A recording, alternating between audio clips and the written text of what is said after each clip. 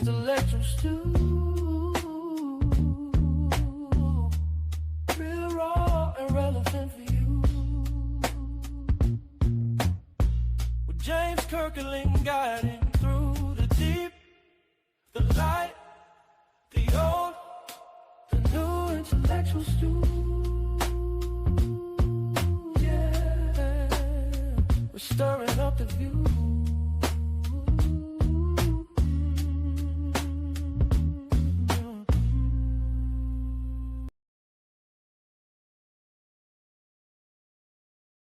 This week, I noticed a conversation that keeps appearing across many spaces. The idea that strength often meant silence for Black men. From a young age, many boys heard messages like, man up, don't cry, or handle it yourself. Over time, those messages can become emotional training, teaching men to carry pain quietly instead of speaking about it. Cultural conversations today are beginning to question that tradition. More people asking whether real strength might actually include honesty, vulnerability, and community. So perhaps the real question is not only who taught us to suffer in silence, but also who is teaching us that we no longer have to. All right, that's the key. We no longer have to abide by those rules. I appreciate all of you all who have been sticking with us through the duration of this conversation tonight, especially my friends over here on YouTube, Lisa and Lisa Keys and his divine appointment. I think they keep calling Dwyer coach, so I guess they are followers of Dr. Dwyer. And I appreciate you all for being here tonight. Now, the phone number is there, 404-860-2775. We put out some deep principles tonight. We've talked about why men are silent or why men might be silent. What we have not talked about yet a lot, Dr. Evins, and we're going to bring you back in to get this started and also get Brother Dwyer back in, is how, as we internalize the pressures, as we internalize stress, how they adversely affect the body. Because I'm going to tell you something. What I've been through in the last couple of weeks, and I've been through it, Doc, I wish I would have fallen or something. I wish I'd have gotten in a fight or been in a car accident or something to justify the pain that I've been going through, right? It would make more sense if I had gone through something like that. But all I did was cough. And couple that with, maybe the silent stress and things of that nature. How does that body, that amygdala and that cortisol being raised, how does that affect the body, Pastor Evins, and cause the body to turn against itself like that? Well, again, to internalize and never truly process, it leaves you holding it internally instead of processing it and moving forward, moving on, growing.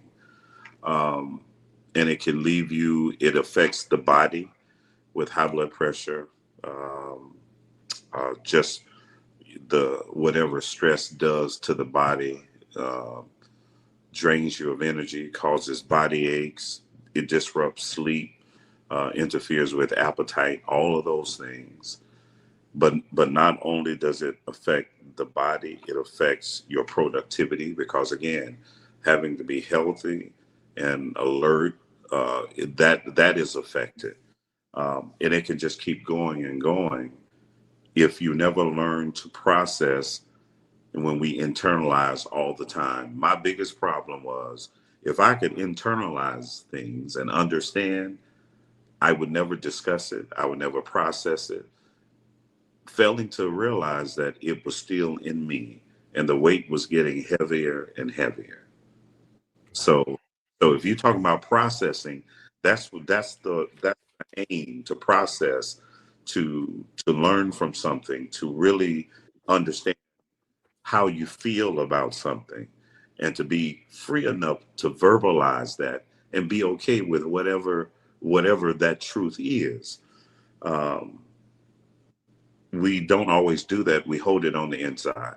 And one of the definition for depression was anger turned inwardly. And that's I think Freud coined that. So it is such a dangerous thing to internalize and never flow through just processing and growing. Wow. Follow up, Dr. Dwyer. Um, I think we have to understand, and this is me talking as a retired Army veteran after 24 years with multiple deployments, right? The amygdala is that little, it's a little small almond shaped thing that's in the back of your brain. And the issue with it is that it does not necessarily track geographic location. It doesn't track anything but your protection. So when something comes up, like you said earlier, it's the thing that is responsible for fight or flight within you. Now, it triggers this chemical called cortisol. And how does cortisol work? And I think if you look at it from the perspective of being in danger, it's the thing that gives you what we, at sometimes would call superhuman strength, where a person is able to move a car off of somebody or something of that nature. But we also find ourselves in other situations to where the danger isn't that bad, but it's more prolonged. And that is called more so of a slow cortisol drip. So it is a heightened sense of awareness over a prolonged period of time. Well, when you really understand what cortisol does, it literally shuts down your immune system and it diverts all of your energy to that fight or flight mentality. Now, there's a danger that goes along with that because when your immune system goes down, your immunoprotection is not available. So when you're in a situation where you have that slow cortisol drip, i.e., I go to work, I got to deal with work all day, and I'm coming home, and me and my wife can't seem to be on the same sheet of music, and all she is doing is fussing, and we're going back and forth and bickering and things of that nature. So I may experience the slow cortisol drip at work, but I also may experience a slow cortisol drip at work, and then next thing, I mean, not at work, but at home, and then next thing you know, I start getting sick, and I'm starting to acquire sicknesses for a prolonged period of time because at the end of the day, I'm not recognizing where it's coming from. I think it's just people that I'm encountering and things of that nature and don't realize it's because I'm constantly in an environment to where I am not at ease.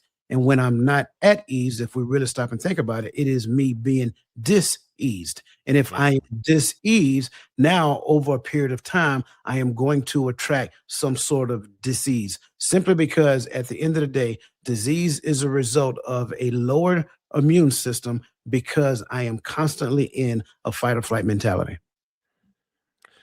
That's exactly what happens when that cortisol level gets raised. It gets stuck. And it can, like I said earlier, it can't tell the difference between a tiger in the jungle or if I'm dealing with a nightmare from a child or when I was abused as a child. But every time I hear a woman raise her voice, does it remind me of my mama or the person who raised me earlier in life? And I remember a time, and I don't know if you can appreciate this or not, Dwyer, I was at Walmart out in Conyers. This little young girl, she might have been 22, 23. She had a little baby. I've told this story before, but she was just jerking her little baby all around. Sit down, don't do that. Just going off on him. I said, stop doing that little boy like that. And I knew I was stepping in the hornet's nest, but I'm pretty good at it. I can handle myself. She said, this my baby. You don't tell me what to do with my baby. That's my baby. I said, no, I ain't. I said, no, I don't tell you what to do. I said, I can't tell you what to do with the baby, but I sure have been the boy. And when you raise him I said, I said, he can't take it out on you, but he'll take it out on everybody that looks like you in the future. I said, stop doing that little boy like that. And she got quiet. You know what I'm saying? Because now he can't fight back. But when he gets older, he's going to fight somebody that look like you because he couldn't fight you back. So you have to be very careful and intentional about what you raise. What if Dwyer, if the person who planted the bamboo tree didn't come back the second, third, or the fourth year, they would have missed the blessing, right? Because the blessing didn't come until year 5, and don't even know when year 5. It was somewhere between year 5 and year 6. And sometimes because we don't see the evidence of what we think growth should look like, then we abort the mission or we start to do something else, and it ends up thwarting. It ends up underdeveloped, making the growth undeveloped. I'm using the underdeveloped. So we got to be very, very, very, very, very cautious in that. Listen, I've enjoyed this show so far, and I've had looking at the comments. But listen, I have put the link in the chat. If you all want to come on, I have no problem with that. If you have some questions, I got a whole bunch more questions I can ask, and I'm sure they'll answer them. But I'm going by 17 more minutes. We're gonna give the benediction. So if you have, unless we're in a deep conversation, but if you want to come on the show, ask any questions, call in, click the link, whatever, I'll let you come in. Now, if you come on, just be respectful. That's all I ask. I don't think we've said anything disrespectful, so I don't think we'll have an issue in that regard. But if you have any questions for Pastor Evins, or if you have a question for Dr. Dwyer, give us a call, or like I said, click the link, and the link will enable you to come on video. I don't have a problem with that tonight. Now, so while we're waiting to see if anybody is going to ask any questions, I do want to ask this question, and I'm going to ask it of you, Pastor Evins. How can faith communities model emotional honesty without losing spiritual strength? Model. What's up, Dawood? How do they model emotional honesty without losing spiritual strength? We could be emotionally honest, without looking weak, as they say. But so how are we going to do this and still display spiritual strength? When it comes to any local congregation, I think it starts with the leadership able to model. I try my best to be very transparent, vulnerable every time I preach, because I want to give some credence to the reality of what is being said. And I think if we don't have a safe place, then church will be just another place where people gather, and there's not a realness that's there. So I don't think that you can get all that you can when what is being modeled before you does not continue to hold on to something that reminds everyone of reality. And to bring faith in that reality is what every biblical character has ever done. And that is where we see the blessings of God. That is where we see God moving when we look at our very real situation, and we look at it from the perspective of when God intervenes, how he can come in and do only what God does. So I think it starts with leadership. I think it starts with an atmosphere that allows for people to be honest. And I always tell people, if you can't express yourself, if you can't cry, if you can't just sometimes sit in silence or sacredness in church, then what has church become? That's good. That's good. Hey, that question is for the audience right there. What emotions, and this is for men and women, what emotions were you taught to hide growing up? What emotions were you taught to hide growing up? Dr. Dwyer, this next question is for you. How do we create spaces where men, and I'm not just talking about in relationships, I'm just talking about in society and community. How do we create spaces where men actually feel safe enough to speak? And I really want to hear your perspective based on what you've told us as far as your orientation. Yep. So it's almost as though your question takes me to the end of what was just said, because I'm agreeing. And if I may, I'm going to kind of lean off of what he just said. I think we live in a society to where I have to do some type of conditional set, some condition setting before I can be honest and transparent about what I'm getting ready to say. And it may sound something along the lines of, I don't mean no harm, but, right? Or don't take this the wrong way. And when we have to do that, what ends up happening is that we are almost like watering down what is getting ready to be said. And so from the previous response, I think the thing that must happen is that we have to recognize that the word does not necessarily need my caveats. If I get to the point where I feel like I got to make you feel better about what he said, now I am actually putting myself in a compromising situation. So going back to what was actually said and talked about, there are three things that I really do believe that every person needs to understand. And we would do well to understand this in our community, because there's this thing called a commune. And we don't talk about a commune a lot because in essence, well, most of us probably just don't know, right?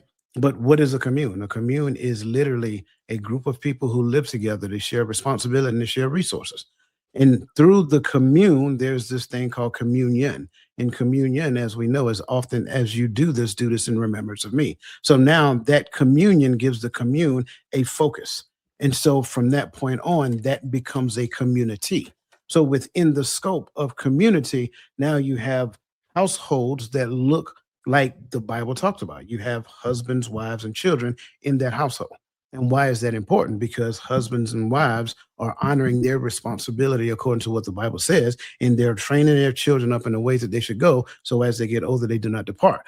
Well, now, once we have a number of those healthy households that are actually doing these things, the men in that community literally becomes mentors of the younger boys in that community. Sure, there may be one or two households to where, the father may have, an accident, may have passed away, prematurely, whatever that looks like.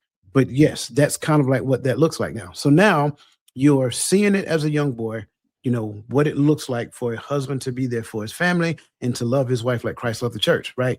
You see what that man does in the community as helping out, especially when there's a family and there is no man in that house. He is actually respecting him, kind of like my brother said previously. He is respecting that woman as a sister in Christ, and he is making sure there is no lack. And so because of this community is thriving that way, now that community becomes the pillar of the church. So now the church itself, it has no lack because the community has no lack because the community is rooted in the foundation, which is the family, husband, wife, and child.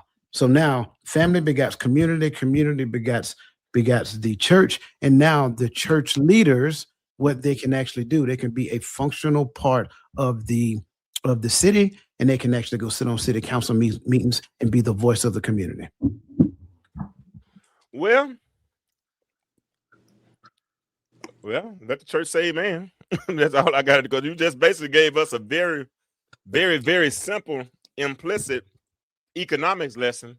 And I appreciate it because when people start talking about solutions for society and all of those things, right? And this is one thing about it. Everybody can point out problems. I bet you, I haven't seen it yet, but everybody, and I'm glad so far in this conversation, we haven't really had anybody point out any problems. This has really been a very solution-based Oh, somebody just did put a problem. Somebody put, okay. Damn, Dawood, you just messed. All right.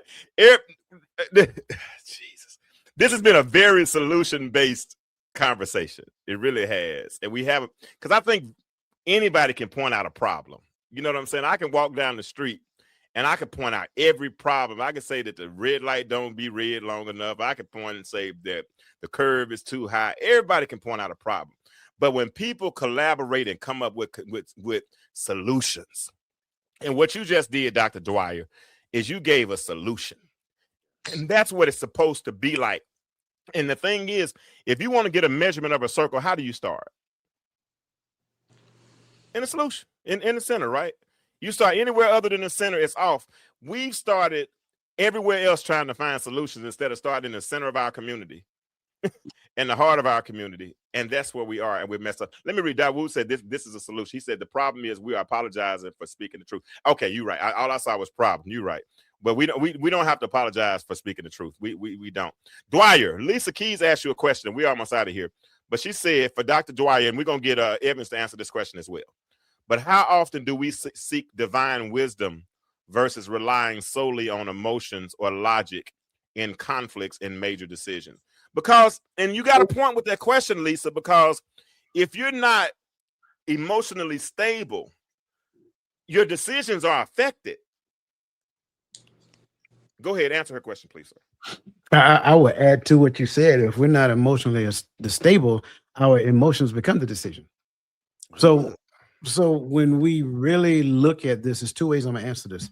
How often do we in this society? I don't think too often, right? Sure, I believe that, sure, you have, men who may do so more often than the normal. But when you really pay attention to what's happening in this society, in this world, in this culture, in these particular positions of prominence, which I don't have to be specific. I think y'all can figure out what I'm actually saying. I don't think there's a lot of spiritual seeking or guidance seeking from the Father when it comes down to these decisions that's actually made.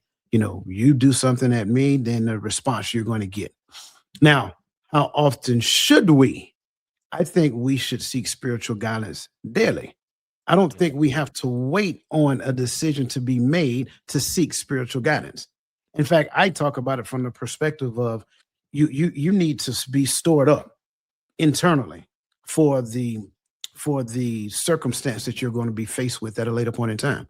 So if I'm not constantly seeking guidance on a daily basis, seeking his face, trying to get his understanding of what it is that he wants me to do with this calling that he has bestowed upon me, then if I don't do that, then I'm doing it in my own will. I'm doing it based upon my own understanding, which goes against several biblical principles. So with that being said, I have to seek guidance from the Father on a daily basis. I have to, in fact, sometimes mostly multiple times a day, because there are multiple decisions that need to be made. And there are different seasons that exist within the realm of this calling that I'm doing. There are some days I am going to constantly seek guidance from him, because there's a difference between walking by faith and then walking ignorantly by faith and walking ignorantly and claiming that it's faith, right? So we have to look at what season we're in as well and understand, like, look, I may need a download from the Father almost every hour. And then there's points in time they may only need it for a day. And then there are points in time. So you know what? We'll do it in route, Father. We're just, you look at me, you might think I'm crazy because I'm walking and talking, and you think I'm talking to myself. But I'm actually, I'm praying right now. You think I have to do it according to a particular standard, a particular rule, a particular way. It has to be done this way in your closet with your oil and your no. I am walking and talking with the Father in real time, because you know what? That's when I need that download so I can practice. That's good. That's good. Follow up on that right quick. Same question for you, Dr. Evans. How do we create spaces? Okay, go ahead. You already know that. I would say this: be very careful when we make decisions based upon emotions, when we make decisions based upon logic. Question. A good place to start for the person of faith is what pleases God.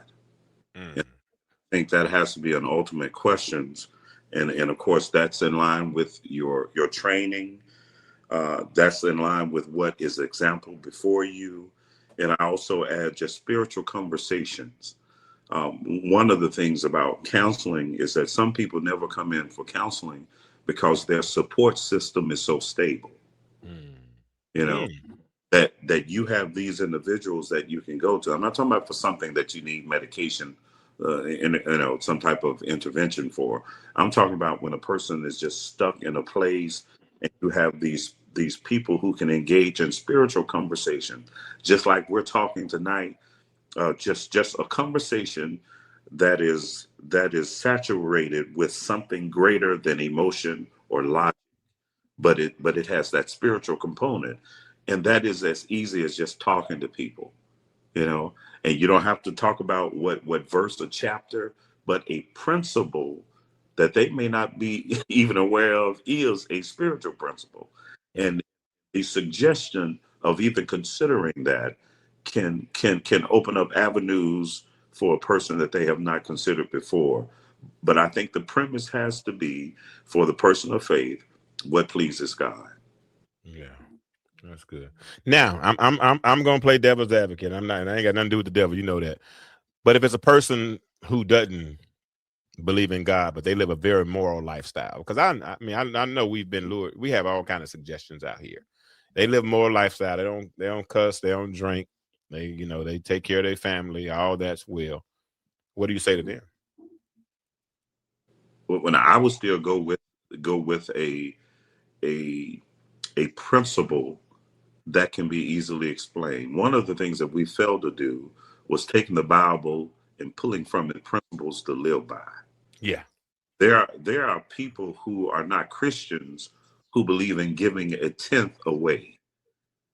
And they have seen the blessings of God because of the principle. So I would still stick with these principles. Principles that you can live by, principles that you can test, principles that have been proven through time. If a person is not a Christian or not a religious person, we have to live by some rules. And I would still suggest those even for a non-Christian, which you Okay. consider. That's what I wanted to hear you say. I ain't trying to let you dominate the time, Rayfield, but they got another question for you. And when they ask that question for you, I'm going to ask the question for the audience. And I want y'all to participate in this, really, because this is a safe space. It really is. We're practicing for how we're going to be. You know, I love Sunday morning, but we only get 2 hours in on Sunday morning, or an hour and 45 minutes, those of us who go to church. But then we got to live all the rest of the week. So I try to give practical lessons that we can learn to acquiesce and acclimate to our lifestyle. And prayerfully, it'll help change us for the better. But here's a question. Because I thought about this, and if you really put a little depth on this question, it might make sense. When was the first time you felt safe expressing how you really felt? I want that to be a serious question. When was the first time? And you hold on. I see you rubbing your hands, Dwyer. I'm gonna get Crystal's question into Evins first. But then we're going to come back. But I want y'all to answer that one in the chat. Give me a little question on that. Some of y'all don't want to call. Y'all want me to read your questions. If I see it, I'll read it. But here's Crystal's question for Rayfield. Crystal said to Ray, it came off. She said, at Rayfield, you stated you stayed quiet in your marriage to keep the peace. Can you advise what a wife could do to make her husband feel comfortable? That's a good question. Communicating more so that can change. Hold on. Can I let her preach for a minute? I'm gonna let her preach. I gotta let her preach right quick. Hold on. I might hoop for you on that one because hold on. She asked the question.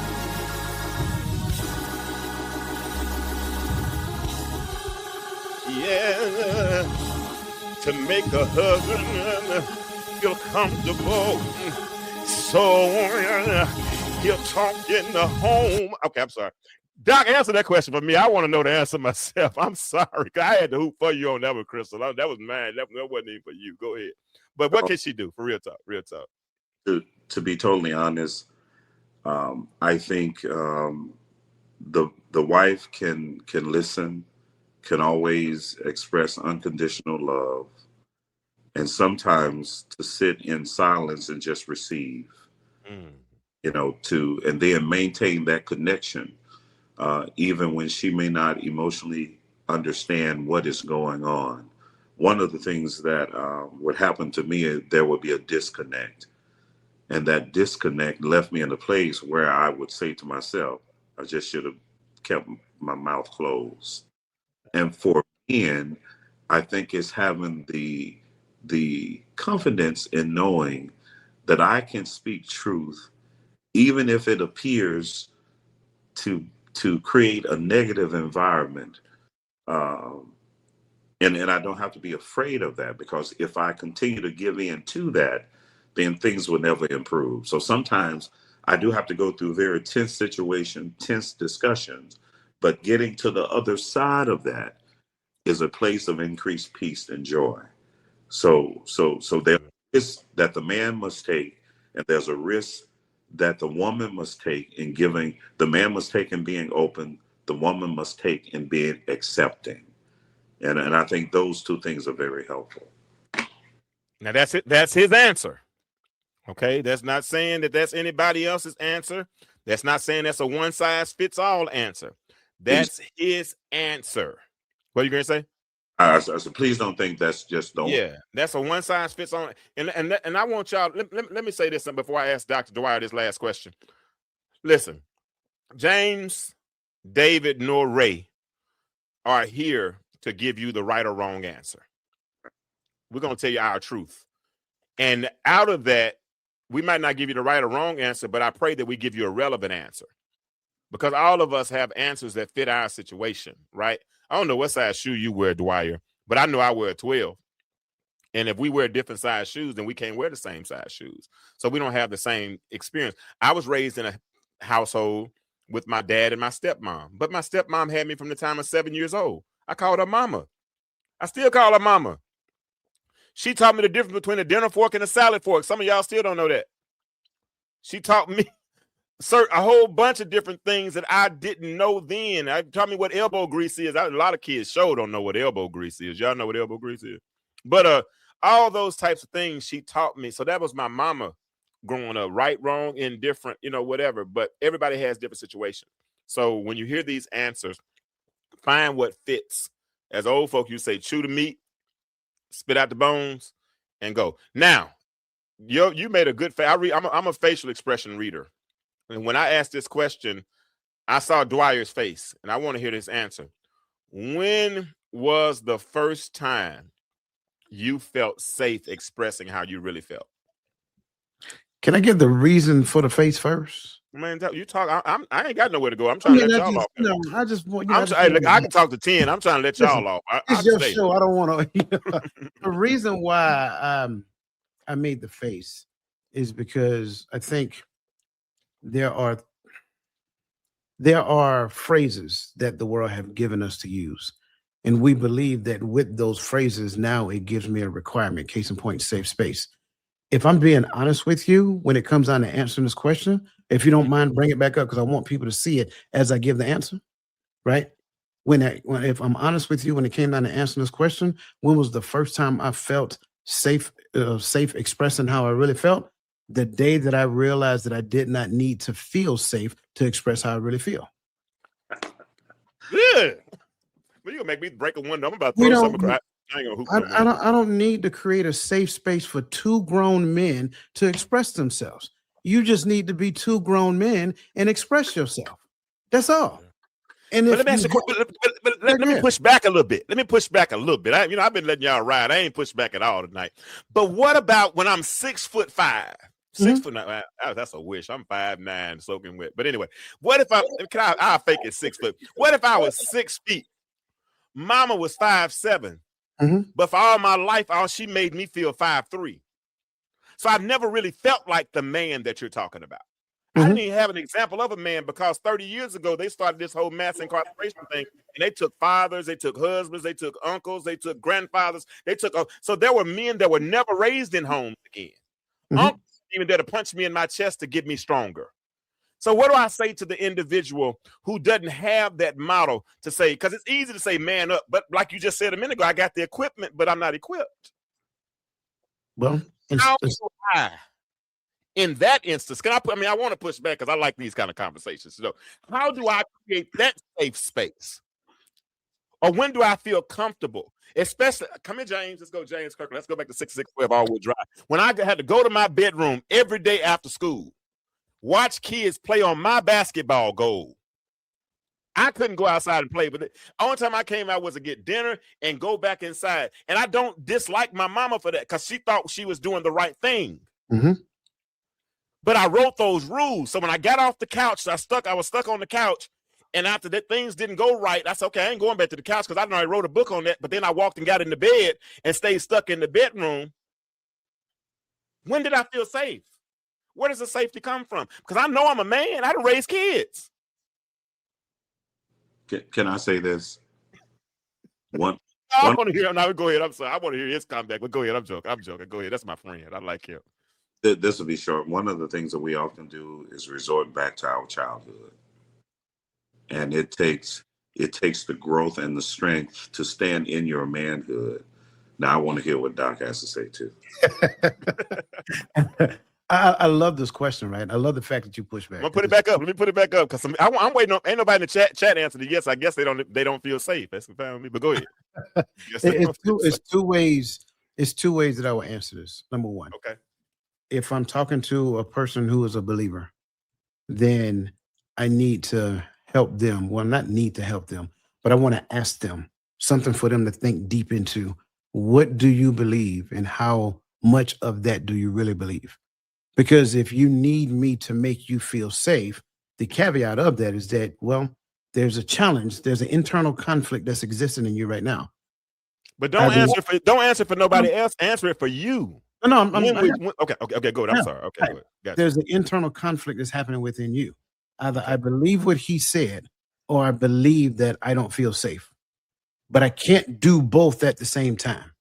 So going back to what I just said, the day that I realized that this conflict is internal within me, Me saying I need a safe space is me projecting how I am currently feeling on you and making you responsible for making it safe for me. That's not your job. That's not your responsibility. Let's assume that's never said though. Well, let's assume that let's assume that it's never said that. But let's take the psychology and the philosophical. Hold on, Doc. You just say first of all, you did two things just now. You gave me the question, right? You gave me the question, then you moved. I won't let him answer it. Go ahead, bro. Go ahead. I'm sorry. Listen, and I just got finished teaching. Listen, I just got finished teaching on effective communication the other day, right? And so that's the thing. Once I recognize that within my head, then I realized that there's an internal conflict. Once I recognized that internal conflict, then I said, I need to own my version of this relationship with the Most High that I'm claiming that I got. Being said, I can't project it on you and make you responsible for creating a safe space for me. That's not your job. So now, so now when it comes down to, being in the midst of brothers, right? You can't make it safe for me. I have to be able to look at you and see that you guys have security within you. And I'm looking at how you display and model it and so forth and so on. I'm like, man, you know what? These brothers are actually honest about how they feel. They're telling us as brothers how they're going through these things and so forth and so on. And I'll be honest with you, that happened when I was in Texas years ago. And we had we had Saturday morning get-togethers, and this was called Men Press. And no joke, we were talking about men stuff. Some of the things that the brothers were dealing with at home with their current wife and so forth and so on. And we were just laying it all on the line. And I'm like, man, this is interesting. Like they are just being just honest about the whole thing. And this me in the corner, married like everybody else, but I ain't, I'm not there yet. I'm not there yet. And and this is why I talk about the environment of growth. I got you. Right? Instead of managing it. But once I sensed in the environment that, this is the thing I never got when I was growing up, seeing men be honest about what they're dealing with. And then no judgment coming from the pastor, the elders, the other brothers, no judgment, just saying how they dealt with it. Not saying that the way I deal with it, you got to deal with it, the same way. No. The fact is they dealt with it. They dealt with it. That's the fact. That's the main thing. And that was the key. Now let's change gears because again, everybody don't believe like I believe. But I still think the principle, like brother was just saying, I still think the principle is still the same. I don't have to create a safe space for you, right? I want you to recognize who you are to your wife, who you are to your kids, who you are in this world, and recognize if we're completely honest, when you show up, you bring security. You just don't feel like it right now. So now, because of your presence, people around you are supposed to feel safe. Absolutely. I get that. And I think I was looking more for, like Chauncey said, I probably didn't truly feel safe till a couple of years ago when I started therapy with my first therapist. Well, Chauncey's in his probably mid-40s. So that means he's gone all his life being raised with a single mother and not feeling safe to express himself. And I'm not saying that the way I express myself, even when we talk about the management growth, I think you're talking about step one. I think management growth is part of controlling the environment. That's all part of managing. You understand what I'm saying? So I think we're saying the same thing. We just, you on one side of the equal sign and I'm on the other side. I mean, and I see coach's perspective as well, Rebirth. I do. I think it's all part of a complete picture. But the question, the way I was trying, and coach will go around the corner to make a point and then come all the way back, and he does a great job at that. But sometimes I cut Crater straight across the field. Don't cuss me out, coach. You're gonna get me back next week, I promise. Hey, like you just said, everybody ain't in the same place. Yeah, everybody in the same lane. Because I'm saying, when was the first time you felt safe expressing, not trying to make anybody else feel comfortable, not trying to make it, not trying to bring the peace, I'm saying, when did me, James Kirklin, probably didn't feel safe a long time growing up. Because, if you get told shut up enough, you'll stop talking, right? And I'm not saying I got told shut up a lot, because I didn't. That would not be the truth. But I appreciate the answer regardless. I appreciate it. But just for the record, I did say in Texas, right, in the midst of a Yeah, that was me I was talking about. Oh, I got it. No, you got no. Listen, everybody, please don't take this the wrong way, y'all. This is just me and him talking. This, and we'll talk like this offline as well too. But he did say in Texas, and the point was when you said you heard those brothers expressing, and you weren't in that place yet, but you did hear that it's possible. And there are certain things at this point now, at 53 years old, I'm not expressing myself around certain people. You know, if I don't know you, or if I'm probably not I'm not that healed. I'm not that emotionally available to just share my emotions with just random anybody and everybody. Now, I've cried more in the last week with this sciatica than I've cried probably in the last 5 years. You know what I'm saying? Well, no, I can't tell you. My mother passed in the last 5 years. So I cried real hard about her the other day. Dr. Evans, I had a flashback, man, about mama. And the flashback that came to me, Dwyer, was, I preached her eulogy. And when I preached her eulogy, one of the rules I gave myself is that I couldn't cry. And when I didn't cry, I don't think I ever really grieved. And so when I sat here last week on the floor trying to get my back together, and I was watching a video on Facebook, and it was her cheering for my nephew. When I heard her voice, man, I lost it. You know what I'm saying? But it was like a cleansing for me. You know what I'm saying? Because I kind of went back, and I was able to go back and deal with those emotions, right? And so I'm getting there. I'm better than I'm not all that I should be, but I'm sure not what I used to be. And hanging out with cats like Dr. Dwyer, because he's gonna come with the thunder every time, and I appreciate it, Doc. You challenge my perspective. I don't have to clean up nothing you say. I mean, I could just sit back and just hoop and let the music play and let you change your voice all day. And Evins is gonna be always clear and concise, and y'all bring friends with y'all. I appreciate y'all. If y'all not gonna call in, I'm not gonna keep these gentlemen on the call any longer unless someone else has a question. But these are some of the final. In fact, before I give my final takeaway, I'm gonna give a couple of final takeaways. A couple of takeaways we've learned tonight is: number one, silence is not strength. Number two, vulnerability is not weakness; it's wisdom. Number three, the mind and the body are deeply connected. They're deeply connected. Number four, stress stays hidden. Stress that stays hidden can show up physically. That's what he just said. High blood pressure, all those types of things. And this is the one I want y'all to really understand. Healing begins when we stop carrying everything alone.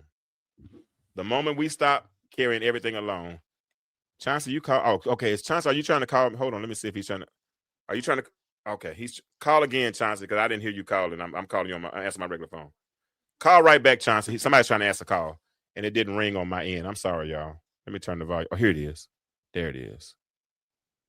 There we go. All right, y'all. We have it. Are you there, Chauncey? How you hung up? Call right back, Chauncey. I thought I had you. Call right back, sir. Let me get his phone call. Call right back, Chauncey. Please. Go ahead. Let me see. Where was I at? Oh, here it is. He's calling now, y'all.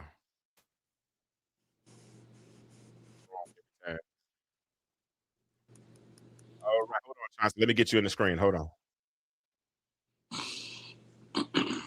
Share screen. Wow.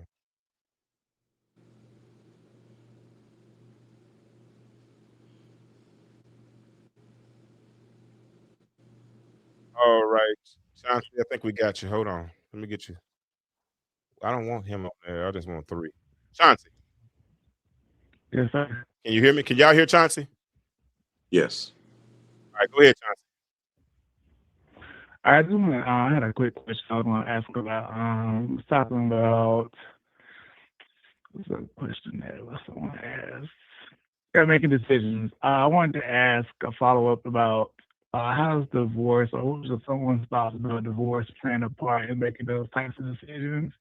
Especially, like I know for me, for example, I kind of grew up in the church, and I remember You hear like a lot of different churches say, marriage is supposed to be like a lifetime covenant, things of that nature. So I just wanted to get thoughts about divorces and things of that nature and how your thoughts about that. And Anyone can answer that question. did y'all hear his question? I ain't really get a full understanding of your question either, Chauncey. So you're asking, I see earlier you said in regards to making decisions, how does divorce play a part in that? I see that you put that in it. Is that what you're asking about? Right. And making what type of decision? And like when you get to the part when you say, okay, this is, what we're going to do, we're going to actually divorce as opposed to staying married. Because I feel like, well, I guess from my perspective, growing up in church, people always say, forgive, so stay married for a long time. Marriage is a covenant, all that good stuff. You hear that throughout church. I feel like I've heard that throughout most of my life. Mm-hmm. So when you make that decision to actually divorce and you make that decision, I guess my question is, I feel like when you learn in church that you're not supposed to divorce, when you make that type of decision, how does that play a part of that? I'm gonna toss that one right on over to Pastor Evans, because I know you run into those situations as a pastor. So you go ahead and you answer that question for this brother, if you will. Yes, I guess for anyone who's raised within the church, you hear things like hates divorce, and that makes one feels like if there is a divorce, there's a great failure, and I believe that the divorce has been one of my greatest failures, but it does not mean that I cannot live past it, that God will still not bless me after that point. So your individual relationship with God is more important than your and I think sometimes I lost sight of that by thinking God was somehow blessing me through my marriage, and that if that changed, then he wouldn't be able to bless me. So my mind was just inundated with what I've grown up hearing all of my life. And then when I went through it and God brought me through it, and God continued to have a relationship with me, and he continued to bless me, that showed me that divorce was not the unpardonable sin. So I could ask God for forgiveness for my part, whatever I did, and then live again. It is not something that anyone wants, especially when you have a family, an established family. But I think that when you think about the alternative, staying together and being very destructive in each other's life, and also the influence of the children's lives, that gives a level of clarity to it. But now divorce is not the unpardonable sin. That's what I had to come to terms with. As painful as it was, as devastating, as much as I didn't want it, it happened, and that gave me motivation to probably live for myself, meaning do what I needed to do, and that was not resist during the divorce. And that is my. Did you have anything to follow up on that with, Dwyer? Yeah, I'm 100% in alignment. I think sometimes we try to govern ourselves to a word that we never use as governance before we got into the situation. So if our relationship, our marriage wasn't governed by the lines of scripture, and we never made the proper course correction throughout the course of our marriage so that we can align with his will according to what the word actually says, then I should not have any reservations by saying, especially if we are at the point to where it is extremely toxic, it is to the point to where we are just like cohabitating, all of those things, then at the end of the day, hey, it's better to separate so that you guys can have some type of mental clarity and peace, as opposed to trying to stay together and force it to work. That's not healthy for anybody. So again, if it wasn't governed by his word, we didn't course correct to get in alignment with his word, then at the end of the day, we might be in a transactional relationship as opposed to a covenantal relationship. And if it's more transactional than it is covenantal, then it's not governed by the covenant. If I'm not exercising in this relationship, and I talk about me first, if I'm not exercising husbands love your wives like Christ loved the church, and she is not exercising, wives submit yourself to your own husband. If we're not exercising that and not trying to become one flesh, and you're doing your thing and I'm doing my thing, we're not holding ourselves accountable to the scriptures anyway. Yeah, that's good stuff. That's real good stuff. That's good stuff, y'all. This has been a rich conversation. I want to do it again next week. I know y'all don't want to mess with me again next week, but this is good. I think we can help some people because we're able to state how we feel clearly. We can even push back and not get mad at each other. You know what I'm saying? This is grown. This is good. This is good conversation. 2 minutes. 2 minutes, Evins. 2 minutes. Give us your closing thoughts. 2 minutes that we're gonna get. I'm gonna try to get us out of here by 10 o'clock. One of the ways that we face our fear is that we deal with, we confront them. And since I'm in the counseling field and also the pastoral field, one of the ways that will help people confront their fears is through counseling. And if you engage that process, you can hear yourself talk about the solutions that you already know will work for you, that you may not have the courage to step out in faith and fulfill. So that is the reason I see a value in counseling. And of course, how can I not see a value in the God who created me and helping me get to that place where he purposed and destined me to be? Yes. When I find that life is most fulfilled, and let me say this for the record, it doesn't mean that life is perfect, but there's something about having a fulfilled life that makes up for the things that are not there, because you're so fulfilled with finding your destiny. So those things go hand in hand. I have not known a brother or sister who didn't need to talk with someone and to be open with someone. I would always say, seek that person out. It may not be every member of a ministry, but now God has prepared someone to help walk with you, and that is a blessing in itself, and we don't take advantage of that as often as we should. That's good. That's good, Doc. We appreciate you. Y'all. Thank God for Reverend Ray Evins, Pastor Ray Evins, being with us tonight. He'll be back soon. He's never turned me down. He's never turned me down. If he wasn't available now, then he might not have been available, but he ain't never turned me down. So we'll get him back soon. Because honestly, I'm Evins and Dwyer. I'm going to turn this Monday night show into more of a social justice, mental health space type show. If I'm preaching, I preach on Wednesday night or Sunday night or something else. But this show is going to be about uplifting our community, males and females, things that we can do to uplift this community. All right, Dwyer, give me 2.5, 3 minutes, and then we're going to close it on out of here. Yeah, this is an important conversation. It's actually a conversation that we're having on Friday night as well. I think when it comes down to just having a better understanding of who you are as a person, I think we got to go back to the basics. If we don't go back to the basics and recognize that there's a 4-part to your development, then we're missing a big piece. And I love the fact that Brother Ray talked about the counseling space, because I like to talk about the coaching space, and they actually work hand in hand, believe it or not. And so in the space of what I tend to talk about, you have to have a healthy self-concept before you can have this healthy self-identity. And then if I don't have a healthy self-concept, I don't have a healthy self-identity, then I won't have a healthy posture. And therefore I am going to esteem myself in the wrong way. This is how you get young men abusing themselves and abusing their bodies, because they do not understand who they are and whose they are.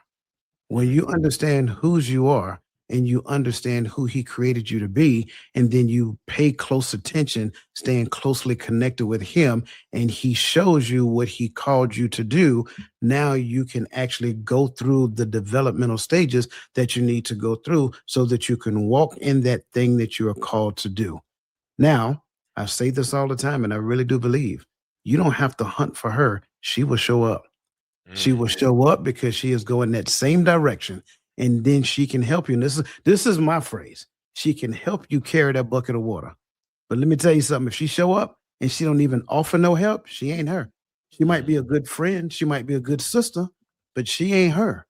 And I think sometimes we confuse proximity and availability with destiny, and it's not the same thing. Some of us has tied ourselves to people that we were never supposed to, and then we struggle and fight trying to keep this boat afloat in the water, especially when the winds get choppy. You, young man, if you're listening to me, you will call the calm the storm. Calm the storm in your life first, and therefore you can calm the storm in somebody else's life later. And the church said, Man. Amen. Amen. Listen, this has been rich. Y'all, let's do it again soon, okay? Let's do it again soon. Let's do it again soon. If y'all have anything y'all want to talk about, even on my platform, and if you think it's going to enrich our community, I'm open, okay? All right, y'all say good night to Dwyer and Evins, and I'll say good night to y'all, and then we'll be out of here. Thank you all. Appreciate you very much. All right. Y'all, I'm good. That has been a really good conversation tonight. Tonight's been good. Let me share this with you all. Those who don't know, I'll be doing a challenge here real soon. It's free. I ain't charging nobody for it, so don't worry about that. It's called From Stuck to Structured. Okay, it's called From Stuck to Structured. I'm going to talk about my processes, how I had to change my way of thinking, and some of the processes I've gone through. So it's going to be a 5-day challenge, 1 hour a day, free. From Stuck to Structured. If you want to be a part of that, I haven't set the date just yet. I will be setting it real soon. But if you want to be a part of that, please, ma'am, please, sir, reach out to me, and we'll make that available to you. Okay. All right. So we've had fun tonight. Tonight we asked the question, who taught us to suffer in silence? But maybe, just maybe, the real question is, who will teach the next generation how to heal? If we were taught to bottle everything up, then we have to be intentional about teaching something better. We have to teach our sons, our brothers, our friends, and even ourselves that healing is not weakness. Honesty is not weakness. Tears are not weakness. Reaching out for help is not weakness. This conversation is about freedom. Freedom from old scripts, freedom from old pain, freedom from the lie that strength means pretending. You don't have to carry everything by yourself. All right? So let me see what Crystal said. If you are not busy tomorrow night, join us for Coach's Corner hosted by. If I'm not busy, I do a class, an AI class on Tuesday nights, but I'm definitely going to be a part of his Bible study. Okay. But I'm out of here. Remember this: the world is changing. I forgot to do this. Hold on. I like to hear a little bit of it because it's just my song. This is my music. Hold on. Just a little bit. Then I'll leave out. But remember this. Remember this, that the world is changing, but my question for you is, why do you remain the same? Y'all have a good night. I appreciate you all. Hey, if you want to support the podcast, there are ways to support the podcast. There are ways to give at the bottom. I'd appreciate it. Definitely appreciate it so we can keep this going. But appreciate y'all for checking in every Monday night, 8 p.m. Eastern Standard Time. We'll see you on next time. Until then, the world is changing. But my question for you is, why do you remain the same? Good night. Intellectuals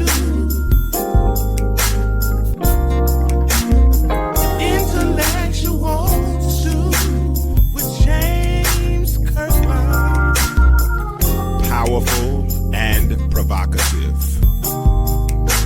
prophetic and practical, Have you ever found yourself? Are you dating for that person? informative and I feel inspirational. every bit of that. Like, I'm not trying to waste my How you gonna do better if you don't know what better looks like? I do. Intellectual. Come on, let's talk about it with me, the mind.